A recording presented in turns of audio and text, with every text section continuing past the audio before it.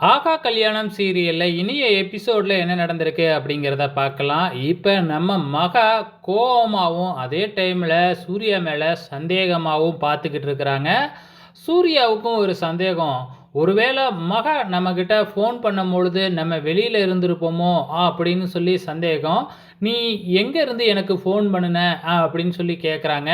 நம்ம மகா உண்மைய சொல்லாம வந்து பார்த்தீங்கன்னா, அப்படியே நம்ம சூர்யாவ மொறச்சுக்கிட்டு, "உங்களுக்கு வீட்டு சாப்பாடு தான் பிடிக்கும்னு நெனச்சேன். ஹோட்டல் சாப்பாடும் பிடிக்க மாட்டுக்கு" அப்படின்னு ஏதோ டபுள் மீனிங்கா பேசிட்டு அங்கேருந்து கோவமா கிளம்பி போயிடுறாங்க.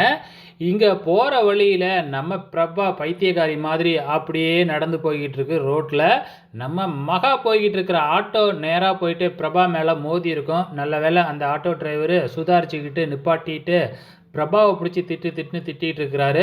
மகா கவனிச்சு என் தங்கச்சி தாங்க அப்படின்னு சொல்லி, அதே ஆட்டோவுல வீட்டுக்கு அழைச்சுக்கிட்டு போயிட்டு ட்ராப் பண்றாப்புல நம்ம மகா. அது மட்டும் இல்ல, அந்த வீட்லயே வந்து பார்த்தீங்கன்னா, போயிட்டு பிரபா சாப்பிடவே இல்ல அப்படின்னு அவங்க அம்மா சொல்ல, நம்ம மகா தான் கவனிச்சுக்கிட்டு இருக்கிறாங்க.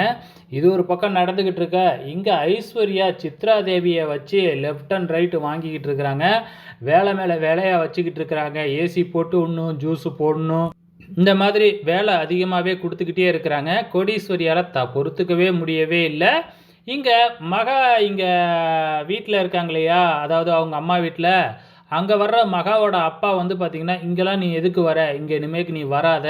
அப்படி நீ வந்தீன்னா உனக்கு தான் பிரச்சனை." அப்படின்னு சொல்லி மகாவ இங்க வீட்டுக்கு வரக்கூடாதுன்னு சொல்லிக்கிட்டு இருக்கிறாரு. ஆனா மகா இருந்துகிட்டு, "இல்ல, இல்ல. என்னைய இந்த வீட்டுக்கு வர்றத யாரும் தடுக்க முடியாது." அப்படின்னு விதண்டாவாதம் பேசிக்கிட்டு இருக்கிறாங்க.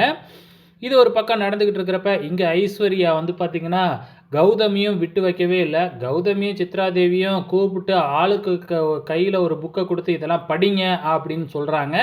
ஸோ என்ன நடக்க போகுது இனி அப்படிங்கிறத வெயிட் பண்ணி பார்க்கலாம்.